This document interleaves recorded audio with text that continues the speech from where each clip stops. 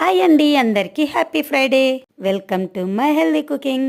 రోజుల్లాగానే నా పూజ అయితే కంప్లీట్ అయిపోయిందండి. ఈ రోజు ఫ్రైడే కదా, కొంచెం లేట్ అవుతుంది పూజ అయితే. ఇంకా తులసమ్మ దగ్గర కూడా దీపారాధన కంప్లీట్ చేసేసుకున్నాను. ఏ రోజైనా సరే కానీ వాకింగ్కి మాత్రం 6:30 లోపు మేమైతే రెడీ అయిపోతాం అందరం కూడా. ఇంకా ఫాస్ట్ గా గ్రీన్ టీ కూడా రెడీ చేసేసుకున్నాను. గ్రీన్ టీ తాగిన తర్వాత ఇంకా వాకింగ్కి వెళ్ళేసి వస్తామండి. వాకింగ్ నుండి వచ్చిన తర్వాత చేసిన లంచ్ అండ్ బ్రేక్ఫాస్ట్ ఏంటో చూసేద్దాం. మరి శివాంశు లంచ్ బాక్స్ అయితే రెడీ అయిపోయింది. శివాంశు కోసం అయితే సజ్జ దోశ చేశానండి. శివాంశుకి బాగా నచ్చేసిందండి. సజ్జ ఇడ్లీ అయినా సజ్జ దోశ అయినా. దోశ మాత్రం ఏదైనా సరే స్వీట్ తో తింటాడు. ఇంకా మా కోసం అయితే చపాతీ చేసుకున్నాము. చపాతీ కోసం అయితే మసాలా కాలీఫ్లవర్ చేశాను.